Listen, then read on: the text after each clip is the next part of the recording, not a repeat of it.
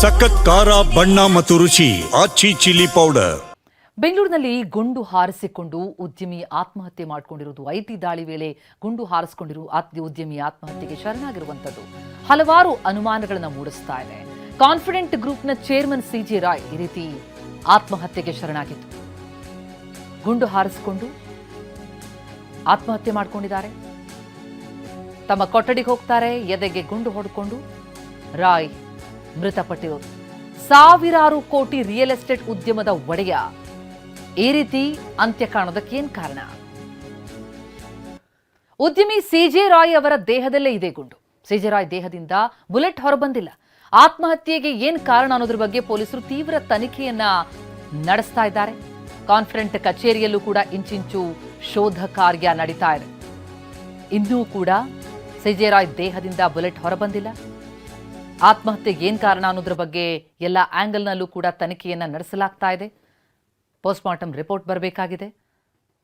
ಹಾಗಾಗಿ ಮರಣೋತ್ತರ ಪರೀಕ್ಷೆಯಾಗಿ ಅದು ಹಸ್ತಾಂತರ ಆಗಿ ನಂತರ ಅಂತ್ಯ ಸಂಸ್ಕಾರವನ್ನು ನೆರವೇರಬೇಕಾಗಿರೋದು ಇವತ್ತು ನಡೆಯುವಂಥದ್ದು ಅನುಮಾನ ಅಂತ ಹೇಳಲಾಗ್ತಾ ಇದೆ. ಸಿಜೆ ರಾಯ್ ಸಾವಿನ ಸುತ್ತ ಅನುಮಾನದ ಹುತ್ತ. ಹಾಗಾದ್ರೆ ಆತ್ಮಹತ್ಯೆಗೆ ಶರಣಾಗಿದ್ದೇಕೆ ಕಾನ್ಫಿಡೆಂಟ್ ಉದ್ಯಮಿ?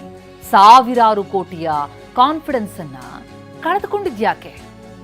ಇಷ್ಟು ದೊಡ್ಡ ಉದ್ಯಮವನ್ನ ನಿಲ್ಲಿಸಿದಂತಹ ಈ ಬಿಸ್ನೆಸ್ ಮ್ಯಾನ್ ಆತ್ಮಹತ್ಯೆ ಅಂತ ನಿರ್ಧಾರಕ್ಕೆ ಯಾಕೆ ಬಂದ್ರು?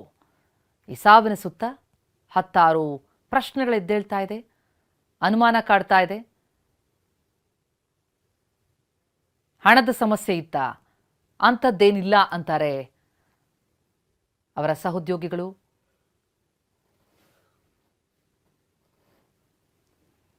ರಿಯಲ್ ಎಸ್ಟೇಟ್ ಉದ್ಯಮಿ ಸಿಜೆ ರಾಯ್ ತಮ್ಮ ಕಚೇರಿಯಲ್ಲೇ ಈ ರೀತಿ ಎದೆಗೆ ಗುಂಡು ಹೊಡೆದುಕೊಂಡು ಆತ್ಮಹತ್ಯೆಗೆ ಶರಣಾಗಿರೋದು. 50 ಮೀಟರ್ ದೂರದಲ್ಲಿ ಐಟಿ ಅಧಿಕಾರಿಗಳು ಇರುವಾಗಲೇ ಇಂಥ ಘಟನೆ ನಡೆದಿದೆ. ಕೋಟಿ ಕೋಟಿ ಒಡೆಯನಾಗಿ ಬಿಂದಾಸ್ ಲೈಫ್ ಅನ್ನ ಲೀಡ್ ಮಾಡ್ತಾ ಇದ್ದಂತಹ ಸಿಜೆ ರಾಯ್ ಸುಸೈಡ್ ಮಾಡ್ಕೊಂಡಿದ್ ಯಾಕೆ ಎನ್ನುವ ಅನುಮಾನ ಶುರುವಾಗಿದೆ. ಸಿಜೆ ರಾಯ್ ಆತ್ಮಹತ್ಯೆ ಸುತ್ತ ಅನುಮಾನಗಳ ಹುತ್ತ. ಐಟಿ ದಾಳಿಗೆ ಹೆದರಿದ್ರ? ಬೇರೆ ಕಾರಣವೂ ಇತ್ತ? ರೇಡ್ ಹೊತ್ತಲ್ಲೇ 15 ನಿಮಿಷ ಫೋನ್ ಮಾಡಿದ್ರ? ಸಾವಿರಾರು ಕೋಟಿ ಒಡೆಯ ಸಿಜೆ ರಾಯ್ ಐಟಿ ದಾಳಿ ನಡೆದ ಹೊತ್ತಲ್ಲೇ ಆತ್ಮಹತ್ಯೆಗೆ ಶರಣಾಗಿದ್ದಾರೆ. ಆತ್ಮಹತ್ಯೆಗೆ ಕಾರಣ ಐಟಿ ದಾಳಿಯಿಂದ ಹುಟ್ಟಿಕೊಂಡ ಭಯ ಕಾರಣ ಅಂತ ಅನುಮಾನಿಸಲಾಗ್ತಾ ಇದೆ. ಆದ್ರೆ ಈ ಸಾವಿನ ಹಿಂದೆ ಬೇರೆ ಕಾರಣವೂ ಇರಬಹುದು ಅಂತ ಹೇಳಲಾಗ್ತಾ ಇದೆ. ಶೂನ್ಯ ಸಾಲದ ಬಿಸ್ನೆಸ್ ಮಾಡೆಲ್ನಿಂದ ಪ್ರಖ್ಯಾತಿ ಗಳಿಸಿದ್ದ ರಾಯ್ ಸಾವಿನ ಹಿಂದೆ ಅನುಮಾನದ ಹುತ್ತವೇ ಬೆಳೆದು ನಿಂತಿದೆ.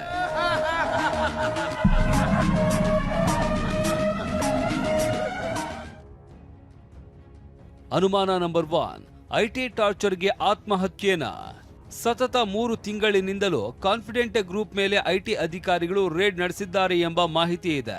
ಕಳೆದ ಡಿಸೆಂಬರ್ನಲ್ಲೂ ಕೇರಳದ ಕೊಚ್ಚಿ ಮತ್ತು ಬೆಂಗಳೂರಿನಲ್ಲಿ ರೇಡ್ ಮಾಡಿದ್ರು ಎನ್ನಲಾಗಿದೆ. ಈಗ ಅದೇ ಡಿಸೆಂಬರ್ ರೇಡ್ನ ಮುಂದುವರಿದ ದಾಳಿ ಇದು ಎನ್ನಲಾಗ್ತಾ ಇದೆ. ಬುಧವಾರ ಕೇರಳದ ಕೊಚ್ಚಿಯಿಂದ ಐಟಿ ಅಧಿಕಾರಿಗಳ ತಂಡ ಎಂಟ್ರಿ ಕೊಟ್ಟಿತ್ತಂತೆ. ಬುಧವಾರದಿಂದ ಪರಿಶೀಲನೆ ಬಳಿಕ ಕೆಲ ಸ್ಪಷ್ಟನೆ ಕೇಳೋದಕ್ಕೆ ಶುಕ್ರವಾರ ಮತ್ತೆ ಐಟಿ ತಂಡ ಮಧ್ಯಾಹ್ನ 3 ಗಂಟೆ ಸುಮಾರಿಗೆ ರಾಯ್ ಅಪಾರ್ಟ್ಮೆಂಟ್ ಕಚೇರಿಗೆ ಎಂಟ್ರಿ ಕೊಟ್ಟಿತ್ತು. ಹೀಗಾಗಿ ಐಟಿ ಅಧಿಕಾರಿಗಳ ಟಾರ್ಚರ್ ನನ್ನ ಸಹೋದರನ ಸಾವಿಗೆ ಕಾರಣ. ಐಟಿ ಅಧಿಕಾರಿ ಅಡಿಷನಲ್ ಕಮಿಷನರ್ ಕೃಷ್ಣ ಪ್ರಸಾದ್ ಎನ್ನುವವರೇ ಸಾವಿಗೆ ಕಾರಣ ಅಂತ ರಾಯ್ ಸಹೋದರ ಬಾಬು ಸಿ ಜೋಸೆಫ್ ಆರೋಪ ಮಾಡಿದ್ದಾರೆ. ಯಾಕಂದ್ರೆ ಡಿಸೆಂಬರ್ 3ನೇ ತಾರೀಕು ಬಂದು ಇವರು 4-5 ದಿವಸ ಇದ್ರು ಅವ್ರ ಆಫೀಸಲ್ಲಿ. ಓಕೆ, ಆಗಿಂದಾನೇ ಇವರಿಗೆ ಪ್ರೆಷರ್ ಆಗ್ತಾ ಇದೆ. ಅಂದ್ರೆ about this income tax issue. ಇವತ್ತು ಯಾಕೆ ಇದು ಮಾಡ್ಕೊಂಡ್ರೋ ಗೊತ್ತಿಲ್ಲ. ಅದು ನೀವು ಕೃಷ್ಣ ಪ್ರಸಾದ್ ಅಡಿಷನಲ್ ಕಮಿಷನರ್ ಅವ್ರನ್ನೇ ಕೇಳ್ಬೇಕು. ಅವರೇ ಇದ್ದವರು ಆ ರೂಮಲ್ಲಿ ಅವರ ಜೊತೆಗೆ. ರಾಯ್ ಸಹೋದರ ಹೇಳಿದಂತೆ ನಿನ್ನೆ ಮಧ್ಯಾಹ್ನ 3 ಗಂಟೆ ಸುಮಾರಿಗೆ 2 ಕಾರುಗಳಲ್ಲಿ 10 ಮಂದಿ ಕೊಚ್ಚಿಯ ಐಟಿ ಅಧಿಕಾರಿಗಳ ತಂಡ ಆನೆಪಾಳ್ಯದ ಅಪಾರ್ಟ್ಮೆಂಟ್ ಕಚೇರಿಗೆ ಬಂದಿದ್ರು. ಆದರೆ ರೇಡ್ ವೇಳೆ ಪ್ರತ್ಯೇಕವಾಗಿ ಕೊಠಡಿಗೆ ರಾಯ್ ಹೋಗಿದ್ದು ಯಾಕೆ ಅನ್ನೋದೇ ಈಗ ಅನುಮಾನಕ್ಕೆ ಕಾರಣವಾಗಿದೆ. ಅನುಮಾನ ನಂಬರ್ 2, ಪ್ರತ್ಯೇಕವಾಗಿ ಕೊಠಡಿಗೆ ರಾಯ್ ಹೋಗಿದ್ದೇಕೆ? ಐಟಿ ದಾಳಿ ವೇಳೆ ಸಾಮಾನ್ಯವಾಗಿ ಆರೋಪಿ ಮುಂದೆನೆ ಪರಿಶೀಲನೆ ನಡೆಯುತ್ತೆ. ಆದರೆ ರಾಯ್ ಐಟಿ ರೈಡ್ ಮಾಡಿದ ವೇಳೆನೆ ಪ್ರತ್ಯೇಕವಾಗಿ ಕೊಠಡಿಗೆ ಹೋಗಿದ್ದು ಯಾಕೆ? ಯಾವ ದಾಖಲೆ ತರೋದಕ್ಕೆ ಹೋದ್ರು 15 ನಿಮಿಷಗಳ ಕಾಲ ಅವರನ್ನ ಒಳಗೆ ಬಿಟ್ಟಿದ್ದೇಕೆ ಅನ್ನೋ ಅನುಮಾನಗಳು ಶುರುವಾಗಿದೆ. ಅನುಮಾನ ನಂಬರ್ 3, 15 ನಿಮಿಷ ಫೋನ್ ಕಾಲ್ ಮಾಡಿದ್ರ? ಐಟಿ ಅಧಿಕಾರಿಗಳ ನೋಟಿಸ್ಗೆ ಸಹಿ ಮಾಡಿದ ಸಿಜೆ ರಾಯ್ ಕೊಠಡಿಗೆ ಹೋಗಿ ಬಾಗಿಲು ಹಾಕಿಕೊಂಡಿದ್ರು. ಇದಾದ 15 ನಿಮಿಷಗಳ ಬಳಿಕ ಕೊಠಡಿಯಿಂದ ಗುಂಡಿನ ಸದ್ದು ಕೇಳಿಸಿತ್ತು. ಆದರೆ ಈ 15 ನಿಮಿಷಗಳ ಅವಧಿಯಲ್ಲಿ ರಾಯ್ ಯಾರಿಗೋ ಫೋನ್ ಕಾಲ್ ಮಾಡಿದ್ದಾರೆ ಅಂತ ಹೇಳಲಾಗ್ತಾ ಇದೆ. ಫೋನ್ ಕಾಲ್ ಮಾಡಿದ್ದು ಯಾರಿಗೆ? ಆ ಸಮಯದಲ್ಲಿ ಫೋನ್ ಮಾಡಿದ್ದು ಯಾಕೆ ಅನ್ನೋ ಅನುಮಾನ ಈಗ ದಟ್ಟವಾಗಿದೆ.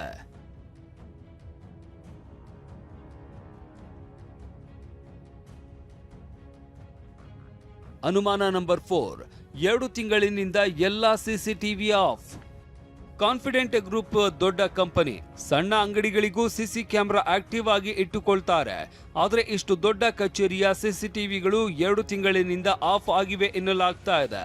ಇದಕ್ಕೆ ತಾಂತ್ರಿಕ ಕಾರಣ ಇದೆಯಾ ಅಥವಾ ಬೇರೆಯದ್ದೇ ಕಾರಣ ಇದೆಯಾ?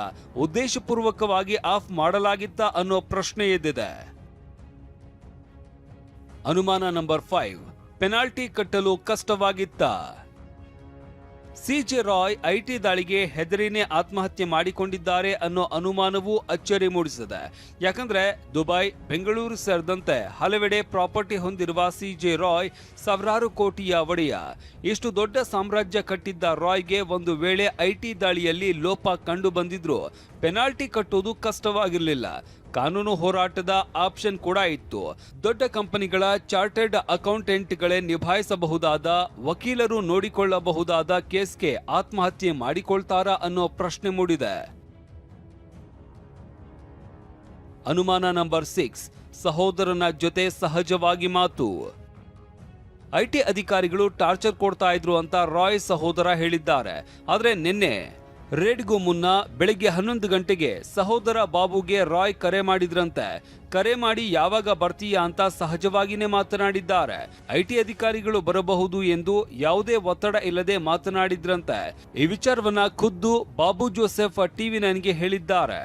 ಯಾವಾಗ ಹೋಗ್ತಾರೆ ಗೊತ್ತಿಲ್ಲ, ಇವತ್ತು ಬರ್ತಾ ಇದ್ದಾರೆ ಅಂತ ನಂಗೆ ಬೆಳಗ್ಗೆ ಹೇಳಿದ್ರು, 11 ಗಂಟೆ ಹೇಳಿದ್ರು. ಸರ್, ಆ ಟೈಮಲ್ಲಿ ಅವ್ರು ಏನಾದ್ರು ಸ್ವಲ್ಪ ಭಯದಲ್ಲಿದ್ದ ಹಾಗೆ ಅಥವಾ ಏನಾದ್ರು ಗೊಂದಲದಲ್ಲಿದ್ದಾಗ ಅನ್ಸ್ತಾ ನಿಮ್ಗೆ? ಈ ರೈಡ್ ಬಂದ ಮೇಲಿಂದ ಸ್ವಲ್ಪ ಗೊಂದಲದಲ್ಲಿ ಇನ್ಕಮ್ ಟ್ಯಾಕ್ಸ್ ಬಗ್ಗೆನೇ ಅವ್ರು ಏನ್ ಮಾತಾಡಿದ್ರು ಇನ್ಕಮ್ ಟ್ಯಾಕ್ಸ್ ಡಿಸ್ಕಷನ್ ಮಾಡೋರು. ಈ ಅಫಿಷಿಯಲ್ಸ್ ಬಗ್ಗೆನೇ ಮಾತಾಡೋರು. ಆ ತರ ಎದುರ್ಕೊಳ್ಳೋರು ಅಲ್ಲ. ಈಗ ನಾನು ಏನ್ ಹೇಳಿ ಮಾಡ್ಕೊಂಡವ್ರೆ. I am not able to answer this. Is a strong man. ಸಾಲಗಳಿಲ್ಲ, ಥ್ರೆಟ್ ಇಲ್ಲ, ಆತರ ಯಾವುದೂ ಇಲ್ಲ ಅವ್ರಿಗೆ. ಇದಷ್ಟೇ ಅಲ್ಲ, ಜನವರಿ 26ರಂದು ಗಣರಾಜ್ಯೋತ್ಸವಕ್ಕೂ ಖುಷಿಯಿಂದಲೇ ರಾಯ್ ಪೋಸ್ಟ್ ಮಾಡಿಕೊಂಡು ಶುಭ ಹಾರೈಸಿದ್ದಾರೆ. ಇವೆಲ್ಲವನ್ನು ನೋಡಿದ್ರೆ 15 ನಿಮಿಷದಲ್ಲಿ ರಾಯ್ಗೆ ಆತ್ಮಹತ್ಯೆ ಮಾಡಿಕೊಳ್ಳುವಂತಹ ಅನಿವಾರ್ಯತೆ ಬಂದಿದ್ಯಾಕೆ? ಸಾಮ್ರಾಜ್ಯ ಕಟ್ಟಿ ಬೆಳೆಸಿದ ರಾಯ್ ಅಷ್ಟರ ಮಟ್ಟಿಗೆ ಕುಸಿಯೋದಕ್ಕೆ ಕಾರಣ ಏನು ಅನ್ನೋದೇ ಈಗ ನಿಗೂಢವಾಗಿದೆ. ಇದಕ್ಕೆ ಉತ್ತರಿಸಬೇಕಾದ ರಾಯ್ ಬದುಕಿಲ್ಲ. ತನಿಖೆಯಲ್ಲಷ್ಟೇ ನಿಜ ಸಂಗತಿ ಬಯಲಾಗಬೇಕಿದೆ. Bureau report, TV9.